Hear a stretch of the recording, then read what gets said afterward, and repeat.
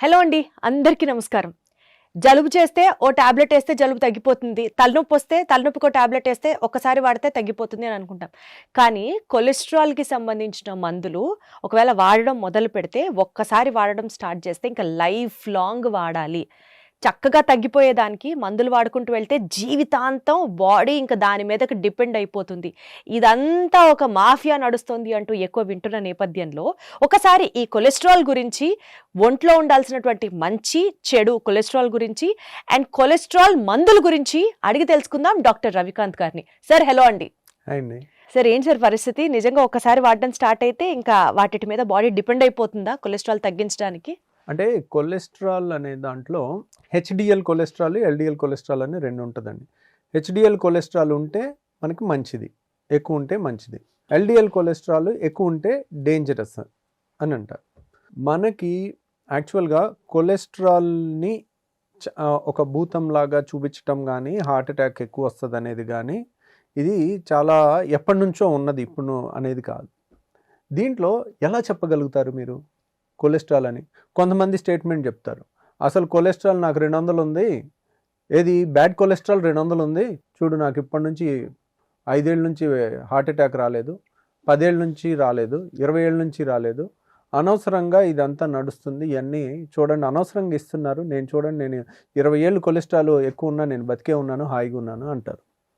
The problem ఎలా అంటే, నేను రోజు 2 పెట్లు సిగరెట్ తాగుతున్నాను, నాకు క్యాన్సర్ రాలేదు చూడు, నేను చాలా గొప్ప అన్నట్టుంది.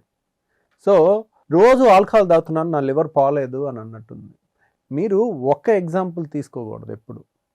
ఓవరే పెద్ద మేము 100 రకాల పేషెంట్స్ని చూస్తుంటాం.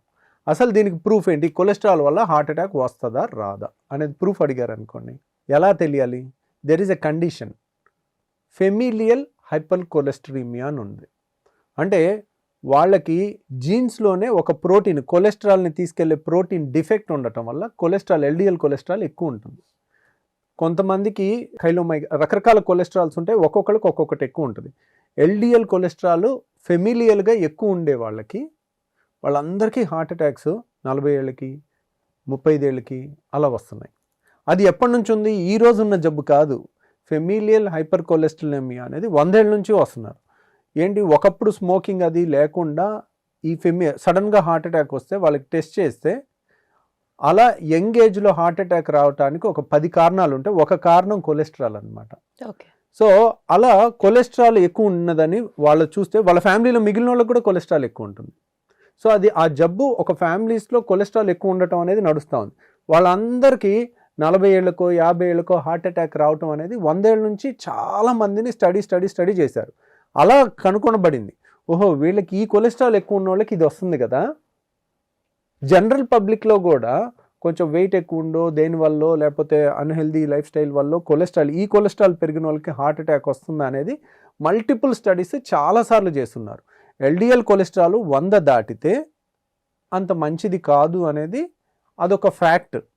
అది సైన్స్ ఒకరోజు 2 రోజుల్లో ప్రూవ్ చేసిన ఫ్యాక్ట్ కాదు, ఎన్నో రోజుల్లో ఫ్యాక్ట్. చాలా వరకు ప్రూఫ్లు లేని ఉన్నాయి. ఇప్పుడు ఎగ్ కొలెస్ట్రాల్ తింటే హార్ట్ అటాక్ వస్తుందా, చికెన్ తింటే హార్ట్ అటాక్ వస్తుందా, లేకపోతే ఇవి తింటే అది వస్తుందా అనేది దేనికి స్టేట్మెంట్సే కానీ ప్రూఫ్ లేదు. కానీ దీనికి ప్రూఫ్ ఉంది. ప్రూఫ్ ఉన్నప్పుడు ఇది సైన్స్ అవుతుంది. సైన్స్ అవుతే ఇదేం సైన్స్ డాక్టర్ గారు, అందరూ 100 ఏళ్ళు బతికారు, కొలెస్ట్రాల్ అట్టున్నా ఇట్టున్నా అన్నారు అనుకోండి, అది సైన్స్ కాదు. సైన్స్ ఏం చేసింది? సైన్స్ ఏం కనిపెట్టింది? కోవిడ్ మరణాలను తగ్గించిందా అని అన్నారు అనుకోండి, అది ఒక ఉపద్రవం లాగా చాలామంది వితండవాదం చేసేవాళ్ళు ఉంటారు. సైన్స్ అసలు ఏం చేసింది? సైన్స్ వల్ల పెద్ద ఒరిగింది ఏం లేదంటారు అనుకోండి. 1840 సంవత్సరంలో 100 మంది ఆ సంవత్సరంలో పుడితే దాంట్లో సగం మంది 35 ఏళ్ళకి చచ్చిపోయారు. ఇప్పుడు ఈ కాలంలో 100 మంది ఈరోజు పుడితే 100కి 100 మంది 65 ఏళ్ళు బతుకుతున్నారు. యావరేజ్ లైఫ్ స్పాన్ ఇండియాలో. జపాన్లో 85 ఏళ్ళు. అంటే మన కండిషన్కి ఉన్న మన డ్రైనేజ్ సిస్టమ్కి వచ్చే అంటువ్యాధులకి ఒక 20 ఏళ్ళు పోయింది మనకి. జపాన్ లాంటి ప్లేస్లో మనం ఉన్నా కానీ మనది 85 ఏళ్ళు ఉంటుంది ఆయుష్. అంటే సైన్స్ వల్ల పెరిగిందే ఆ 35 ఏళ్ళ ఆయుష్ నుంచి ఎక్కడి వరకు పెరిగింది? 65 ఏళ్ళ వరకు పెరిగింది. కరెక్ట్గా మనిషి భూమి మీద వచ్చి లక్షల సంవత్సరాలు అయింది. ఆ లక్షల సంవత్సరాల్లో పెరగని ఆయుష్ ఈ 100 ఏళ్లలో పెరిగింది, 100-110 ఏళ్ళు. దేనివల్ల పెరిగింది? సైన్స్ వల్ల పెరిగింది, రీసెర్చ్ వల్ల పెరిగింది. దానివల్లే ఇప్పుడు మన పిల్లల్ని స్కూళ్ళకు పంపించి చదివించుకుంటున్నాం. లేకపోతే ఏముంది, తాయితులు కట్టే వాళ్ళ దగ్గరకో బాబాల దగ్గరకో పంపించి వాళ్ళకి అదే నేర్పించుకునేవాళ్ళం. కాబట్టి సైన్స్ని చులకనగా చూడకండి. ఎస్పెషల్లీ చదువు రాని వాళ్ళు కూడా, ఏమీ తెలియని వాళ్ళు కూడా నాన్ స్టాప్గా నాన్ సెన్స్ వీడియోస్ చేయకండి. మీ వల్ల ఇంకొకళ్ళు ప్రాణాలు పోతాయి. మీకు తెలిస్తే తెలుసని చెప్పండి, తెలియకపోతే నాకు తెలియదని చెప్పండి. ఏదో సెన్సేషన్ కోసం పిచ్చి పిచ్చి అన్నీ ప్రాపగేట్ చేయకండి. సైన్స్లో ప్రూవ్ అయినయే చాలా తక్కువ. మాకే వచ్చి మమ్మల్ని అడుగుతారు, ఏమైంది డాక్టర్ గారు అంటే, మాకు తెలియదు అంటే తెలియదమ్మా అని చెప్తాం. సార్ నాకే ఎందుకు క్యాన్సర్ వచ్చింది అని అడుగుతారు. నాకు తెలియదమ్మా, తెలీదు, నాకు నిజంగానే తెలీదు. ఒక్కోసారి మన దురదృష్టం కొద్ది అలా వస్తుంది. అన్నిటికీ పిన్ పాయింట్ ఆన్సర్స్ చెప్పలేము. దాన్ని కేస్ స్టడీ కింద తీసుకుని దాన్ని చాలా జెనెటిక్ స్టడీస్ చేసి దాని కారణం కనిపెట్టాలంటే మీ జీన్లో ఎక్కడుంది ఏంటి కూడా కనిపెట్టవచ్చు. కాకపోతే మనం ట్రీట్మెంట్ ముఖ్యం కదా, మేము ఒప్పుకుంటాం. So we know our limitations ఎక్కడ ఏది. కానీ సైన్స్ని చులకనగా చేయటం మాత్రం చూడకూడదు. కొలెస్ట్రాల్లో ఒకే ఒక ప్రూవెన్ ఫ్యాక్ట్ ఏంటంటే ఎల్డిఎల్ కొలెస్ట్రాల్ 100 దాటడం మంచిది కాదు అనేది ఉంది. పోనీ 110 ఉంది, 120 ఉంది. ఒకసారి కొలెస్ట్రాల్ ట్యాబ్లెట్ మొదలు పెడితే మళ్ళీ ఇప్పటికి వాడాలి కదా. నేను న్యాచురల్గా తగ్గించుకుంటాను. నేను డైలీ మార్నింగ్ 1 అవర్ వాకింగ్ చేస్తాను, నేను లేకపోతే జాగింగ్ చేస్తాను. నేను నా లైఫ్లో సిగ్నిఫికెంట్ రోజుకు 2 గంటలు నా ఆరోగ్యానికి కేటాయిస్తాను, మంచి ఫుడ్ తింటానని పెట్టుకోండి. ఆ 10 మీరు డైట్తో కంట్రోల్ చేసేసుకోవచ్చు. 20 కూడా ఎక్కువ ఉన్నా, 30 ఎక్కువ ఉన్నా కానీ కంట్రోల్ చేసుకోవచ్చు. మీరు ఫస్ట్ మీ ఆరోగ్యం అనేది డబ్బులు పెడితేనో మందులు వాడితేనో వస్తుంది అనుకోవటం మూర్ఖత్వం.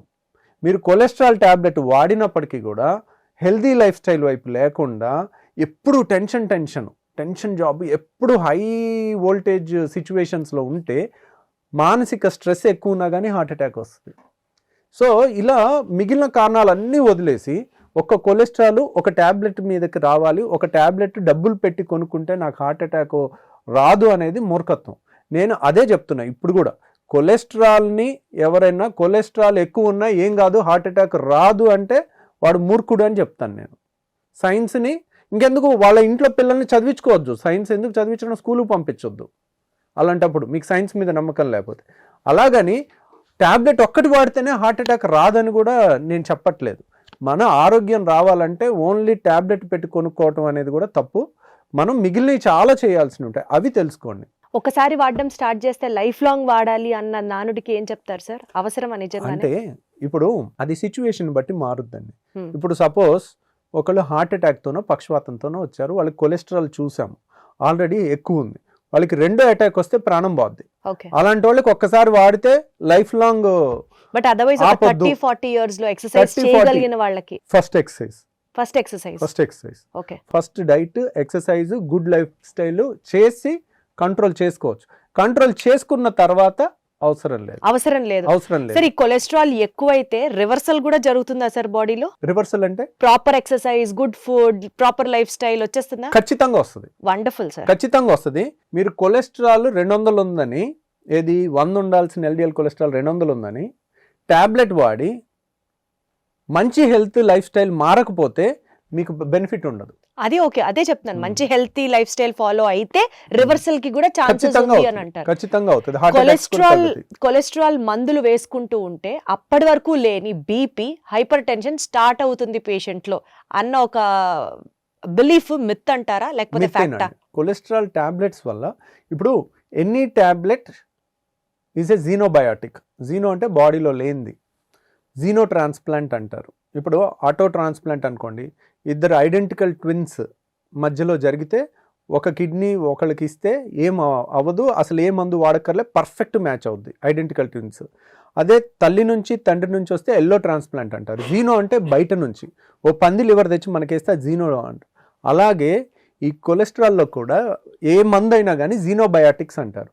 బయట నుంచి వచ్చే మందు ఇట్స్ లైక్ ఎ టాక్సిన్, దాన్ని బాడీ కరెక్ట్గా 24 గంటలు బయటికి పంపించేస్తుంది. అందుకే మళ్ళీ ఇంకొక ట్యాబ్లెట్ నెక్స్ట్ డే వాడాల్సి వస్తుంది. సో కాబట్టి నేను ఇక్కడ చెప్పదలుచుకున్న పాయింట్ ఏంటంటే, బీపీ, కొలెస్ట్రాల్ వల్ల బీపీ వస్తుందని నేను చెప్పలేను. కానీ ఎందుకు అక్కడెక్కడ అలా లేదండి, ఎక్కడ పుస్తకాల్లో లేదు. కానీ అన్ని ట్యాబ్లెట్లు అందరికీ పడతాయని నేను చెప్పను. కొంతమందికి కొలెస్ట్రాల్ ట్యాబ్లెట్ వేసుకున్న ప్రతిసారి అదో రకంగా ఉంటుంది, వాళ్ళకి అర్థమైపోద్ది. వాళ్ళు 3 రోజులు వేసుకుంటారు, 3 రోజులు ఆపి చూస్తారు, ఇది వేసుకున్న రోజు ఒకలాగుంది, వెయ్యని రోజు ఒకలాగుందని వాళ్ళు క్లియర్గా చెప్తారు. ఓకే. అలా పడట్లేదు అనుకోండి ఆపేయచ్చు.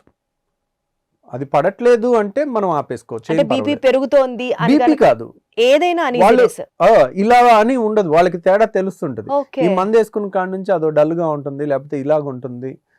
కొంతమందికి అస్సలు ఉండదు, 90%కి అలా ఉండదు, ఒక 10%కి ఉండొచ్చు. సరే, ఎటు మనం కొలెస్ట్రాల్, ఈ బిలీఫ్స్, మిత్స్ గురించి మాట్లాడుతున్నాం కాబట్టి సార్, కొలెస్ట్రాల్ నాకు అప్పటిదాకా బాడీలో రెగ్యులర్ గా నార్మల్ గానే ఉంది. కోవిడ్ వ్యాక్సిన్ తర్వాత కొలెస్ట్రాల్ లెవెల్స్ ఎక్కువైపోయినాయి అని కొంతమంది చెప్తూ ఉంటారు. అందులో వాస్తవం ఉందా? కోవిడ్ వ్యాక్సిన్ వల్ల కొలెస్ట్రాల్ పెరగటం అనేది ప్రూఫ్ వైజ్ చెప్పలేమండి ఎక్కడ. ఎందుకంటే ఒకటి కాంక్రీట్ స్టేట్మెంట్ చేయాలంటే దానికి పెద్ద స్టడీ జరగాలి, పెద్ద రీసెర్చ్ జరగాలి.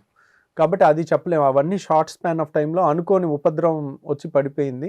కానీ ఆ తర్వాత కొలెస్ట్రాల్ అంటే ఇది ఎలా ఉంటుందంటే అండి, చాలామంది మేము గర్భసంచి ఆపరేషన్ చేసి తీసేస్తాము, ఒక 3 ఏళ్ళ తర్వాత ఏదొచ్చినా నా గర్భసంచి ఆపరేషన్ చేశాకనే ఇది వచ్చింది అంటారు. దానికి దీనికి కాజ్ అండ్ ఎఫెక్ట్ రిలేషన్ చెప్పలేము మనం. కోవిడ్ వల్ల హార్ట్ అటాక్స్, పక్షవాతాలు వచ్చి చనిపోయిన వాళ్ళు చాలామంది ఉన్నారు. ఎందుకంటే కోవిడ్ అనేదే రక్తనాళాలను అటాక్ చేస్తుంది. రక్తనాళాలు ఊపిరితిత్తులు అటాక్ చేస్తుంది, కానీ ఊపిరితిత్తులో రక్తనాళాలను అటాక్ చేస్తుంది. అందువల్ల చనిపోయారు అంతమంది. అలాగే మా ఫ్రెండ్ ఒకళ్ళు డాక్టర్ కూడా బ్రెయిన్లో బ్లడ్ క్లాట్స్ వచ్చి చనిపోయారు.